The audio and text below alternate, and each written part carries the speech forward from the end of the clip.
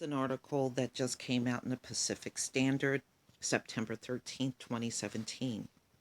What do Harvey and Irma mean for America's opioid emergency?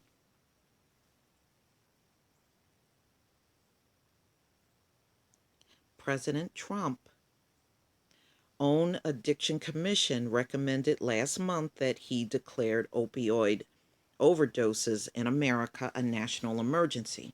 Trump said he would. Then Hurricane Harvey and Irma hit the United States and its territories, displacing tens of thousands of people and wreaking damage that groups have estimated to cost in the hundreds of billions of dollars. Department of Health and Human Services head Tom Price declared public health emergencies for the storms, while Trump declares states of emergency for four states, Puerto Rico and the U.S. Virgin Islands, in response to Irma. What does all this mean for the designation of drug use and addiction as an emergency in America? Trump never made that official declaration. So, in other words, he said he would make the opioid plague a national emergency. But as far as really signing it into a national emergency, he never did that. So far, he just verbalized it, but it has not really been made official at all. All right. The White House is working on doing so, a spokesman told USA Today. And that's very unusual, by the way. Whenever something is declared a national emergency, that declaration is usually signed immediately. Trump, it's been a month and he still has not put his signature on that national emergency. And ladies and gentlemen, I don't think he will. I don't think he will. If he does, he's going to do it at a time where, and right now, it really ain't going to make a difference. They're not even putting a dent in this drug plague that's going on. And I think they waited too long. Had they done this maybe 10 or even 15 years ago, it might have made a difference. But yesterday, I read an article where 1.1 billion people worldwide are junkies. That's a lot of people on this earth to be addicted to drugs, over a billion people. That's like a whole nation. That's a whole nation right there. But that's crazy. But it's been a month. Usually, even when you declare a state of an emergency, those declarations are signed immediately so that funding can be provided to the states that need it. Like Florida and Texas. I never heard of a state of emergency and a month later, nothing is signed. So that means no funding can go out to help the plague as long as he doesn't sign the declaration, which Trump hasn't done. Why? I mean, he barely wanted to talk about this whole thing, if you really think about it. Okay, let's get back to the story here. Um,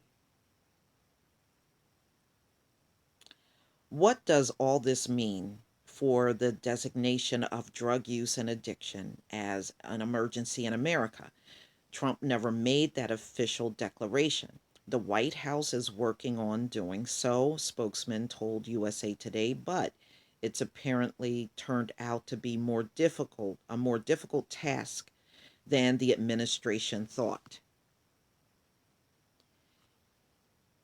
And you can see Sanders Young says making the opioid crisis a national emergency more involved than anticipated. I don't think he's going to do it. That's just my opinion. I could be wrong, but I don't think he is. It's been a month. It don't take a month to sign something, a declaration. When the President's Commission on Combating Drug Addiction and the Opioid Crisis first recommended opioid overdoses to be considered a national emergency, Pacific Standard talked to University of Michigan health policy researcher Rebecca Hafaji to learn the benefits and drawbacks of such a declaration. She warned against keeping an emergency state on drugs open for too long.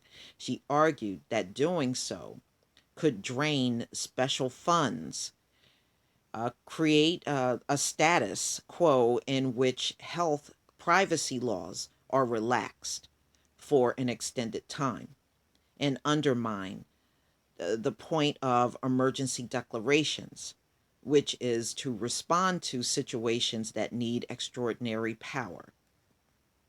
Still, given the increasingly deadly heroin supply in some parts of the country, Hafaji said, I think the opioid plague has become more acute and it could be appropriate to see if Harvey and Irma alter the balance. We reach back out to Hafaji. She didn't change her mind. The hurricanes do, however, demonstrate the more traditional uses of emergency declarations and why they work so well for sudden severe problems such as storms and infectious disease outbreaks. The declarations have infused money and attention to those affected areas. They've suspended Medicare and Medicaid rules so doctors and nurses can care for beneficiaries without requiring them to show documentation first. That paperwork shouldn't hold up providing care, Hafaji says. These changes aren't sustainable over the years. It will take for the estimated 23 million Americans, listen to this. When have we heard that figure? Listen to this. I'm going to read that again. These changes aren't sustainable over the years. It will take for estimated 23 million Americans with addictions to recover, or even for the Gulf states and the Caribbeans to rebuild. 23 million Americans are now drug addicts at this point in time. Ladies and gentlemen, I said it before and I will say it again. This drug plague ain't going nowhere. It ain't going nowhere. It is just so far out of control. It can't be contained. It doesn't matter how much money they pour into this thing, it cannot be contained. And I see her point. Now, if you got an infectious disease that's spreading that can be containable, or, quite naturally, a natural disaster, you throw money at that. How do you throw tons of money at an addiction that doesn't go away? You will ultimately run out of money. You know, you only have to build up Florida and Texas, and then you move on. Of course, more storms are going to come because it's inevitable, but this plague has been nonstop for nearly 20 years, which means if you declare it an emergency, that means there's got to be an endless supply of money constantly pouring on this thing. How can you sustain something like that? You can't. Not unless you want your country to go under. You really can't. And that's probably why he hasn't signed it. I think he probably thought of people probably told him this. And this is probably the big reason why he's holding back on signing it, because he knows the implications. You're going to have to pour endless amounts of money into these people that don't even want to get off of the drug. Wow, 23 million Americans addicted to drugs. 23 million. Wow. Wow. That's the first time I've seen that number, y'all. That's the first time I've seen it. That is no joke. As for when Trump ought to declare opioid overdoses an emergency, Half a G thinks it might be valuable to wait a few weeks so our focus can shift a bit, because that's a big purpose of the powers, is to get lawmakers and public attention. And right now I think we're at capacity. They're not stamping out this thing with this amount of people on drugs. It ain't going nowhere. It ain't going nowhere.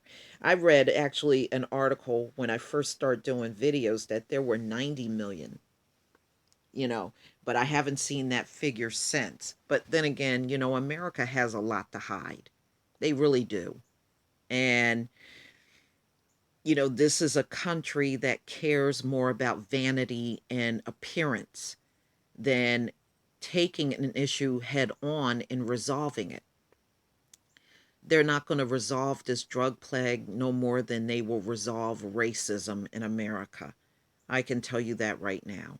It ain't going nowhere. America is, like I said, when it comes down to social issues, America gets an F.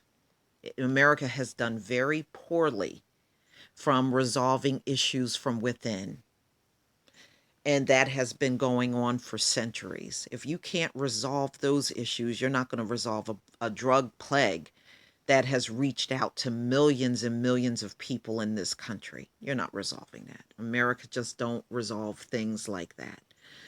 And drugs is just as much as crime, and uh, and it's also a plague, and it also is dragging down the entire infrastructure in America. You got all of these drug addicts that nobody even wants to employ. Nobody wants them. And you have a group of people that want to be different with them than they were with the crack addicts. And just for that reason alone, you ain't going to resolve this thing. Okay, you're just not. How do you love somebody out of an addiction? It doesn't work that way. Drug addiction breaks up families. It always has in America. America just don't do well when it comes down to dealing with its people, and anything that is plaguing the country. You can't resolve racism. You can't resolve the suicide rate or the disparities. America just socially just does very poorly. It's a very poor country when it comes down to social issues. So how are they going to resolve a drug plague and you do so poorly in all the other areas? I guess your high IQ is just not telling you that.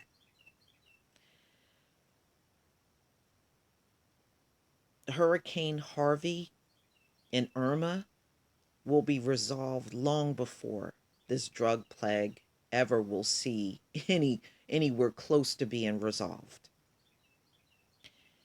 Please leave your comments and subscribe. And if you can donate to my channel, please do. And if you can donate even $2 to my hurricane fund, I will deeply appreciate it. Peace, family.